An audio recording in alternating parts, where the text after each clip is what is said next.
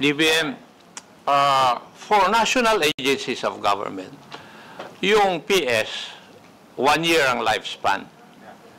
Tama. MOE at saka capital outlay, 2 years ang lifespan. Now, would that be true with local government units? Yun yung issue eh. Can I po? Apo. Please, thank you po, Mr. Chair. For that po, yung na-mention ko po is based dun sa section 70 ng GAA po. And in the case of LGUs po, yun po yung nakalagay po, yung mga transfers natin for the statutory shares, which in this case, na tinidiscuss natin yung annual block grant for Bangsamoro government po. Thank you po. That is taking into consideration yung decision ng Korte Suprema na yung Bangsamoro government is considered a local government unit. Diba? That is why the issue is, yung bang nangyayari sa national agencies, yung lifespan, 1 year, 2 years, applicable sa local government unit. Yun yung issue eh. Since, according to the Supreme Court, considered na yung Bangsamoro government is considered as local government.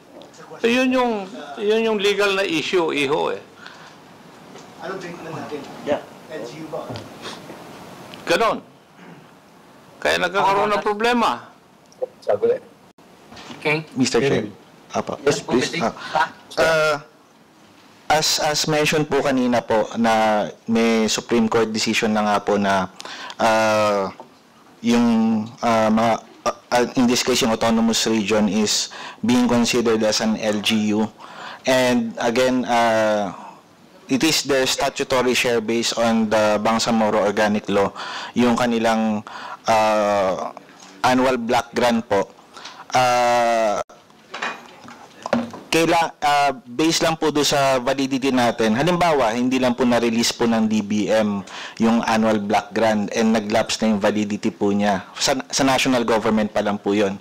So, natapos na po doon yung amount na yun, nagla-lapse na siya. But, based on doon sa phrase po nung section 70, once na matransfer na namin po yung funds through the SARO and NCA po to the Bangsamoro government, it is now available for obligation and disbursement na po, sir.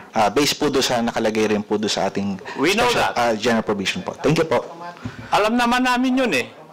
Ang problema nga is, yung bang lifespan of the funds, public funds, PSMO in capital outlay, sa national, 1 year, 2 years. Is it true sa local? Yun ang tanong eh. Thank you po, Mr. Chair. As far as yung validity, once na meron na po silang ordinances, yung LGU po, as mentioned kanina rin po, 1 year lang po yung validity and will be subject kung may savings or undisbursed, kailangan pa rin po, pero kailangan pa rin pumasok ulit doon sa regular budgeting rules ng LGU na yun po. Thank you po. Madam, did I hear you right? Na yung ini-implement lang po ninyo is you see to it that Circular 202-4010 is implemented by the Bangsamoro government?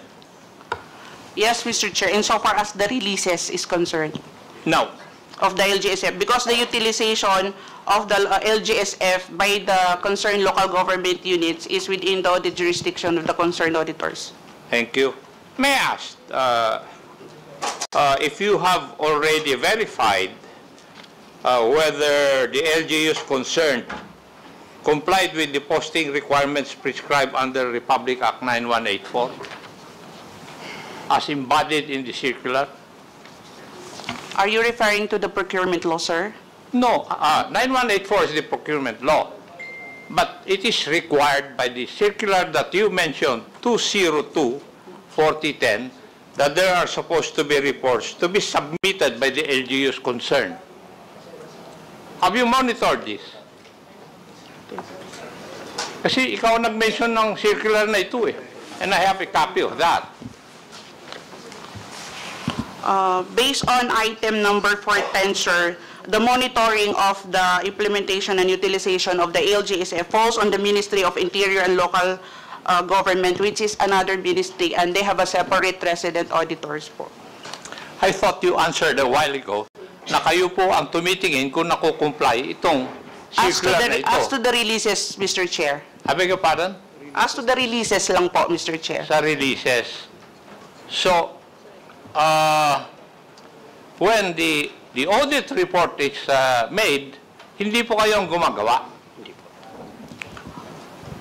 Audit report for the Ministry of Finance, sir. Ako po yung gagawa, sir. Oh, hindi dapat kasama ito sa report mo, di po ba? Whether they have complied with the requirements of 9184. Kasi embodied sa circular 2 eh. You have to see to it whether the provisions of the circular are followed by the Bangsamoro government. Kasi ikaw nagbabanggit lahat dito. Nakikinig lang Yes, po ako sir. kanina eh. Mr. Chair, although the circular was issued by the Ministry of Finance, but it covers other ministries within the BARM. So like for instance, sir, the audit of the implementation and utilization, covered po yan ng mga auditors ng local government units. Yun naman po sa monitoring, kung na-implement ba or na-utilize ba siya in accordance with the guideline, it falls within the jurisdiction naman po kung sino po yung concerned auditor po namin sa Ministry of Interior and Local Government.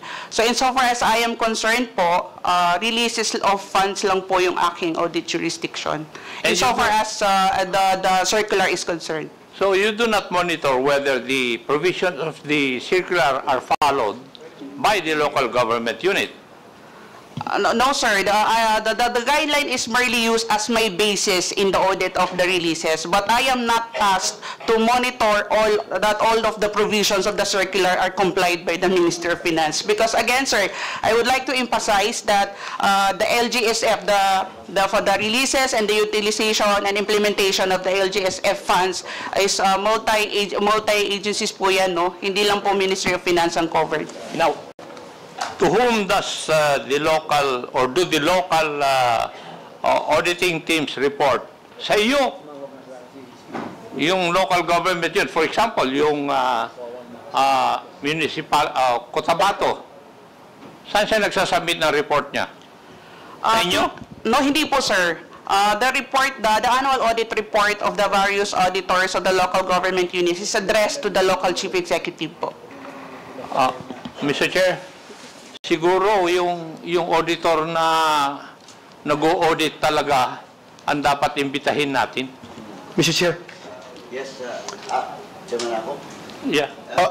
on the point of Chairman Ako po, Mr. Chair, I move that we invite the resident auditors of the different municipalities and provinces that have been downloaded with funds from for the LGSF, Mr. Chair. I so move, Mr. Chair.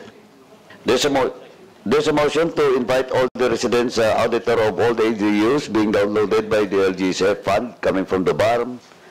Duly seconded. In objections, the chair is none. The motion is carried. COMSEC is directed to prepare an invitation for all those resident auditor. Thank you, Mr. Chair. Please May I proceed. ask? Please proceed, Chairman Ako. Madam Auditor, hindi naman kayo concerned siguro dito dahil sa mga sagot po ninyo. Pero may alam na po ba kayo na nag-submit ng AOM yung mga resident auditors ng mga LCEs? Mr. Chair, I cannot comment on that because I don't have personal knowledge as of now. Okay. Kasi naaawa ako dun sa mga sa mga local government units na tumanggap. Kung totoo yung sinasabi na ibinalik, kagaya ng sinabi ni Attorney Torrena kanina, na ibinalik yung ibang amount, ay kawawa sila. You know why? Kasi if you look at the circular na binabanggit po ninyo, Madam, kanina, under Section 8.0, yung responsibility and accountability, the responsibility and accountability in the implementation of programs and projects and proper utilization and disbursement of the LGSF shall rest upon the LCE. Oo. Kaya kawawa yung mga local chief executives na tumanggap nito at hindi nila maisagawa yung project mismo. Kung totoo yung mga reports na naibabalik yung portion o malaking portion ng mga natanggap nila na LGSF. Because pursuant to the CCLR, sila po ang may accountability at responsibility, yung local chief executives. Thank you, Mr. Chair.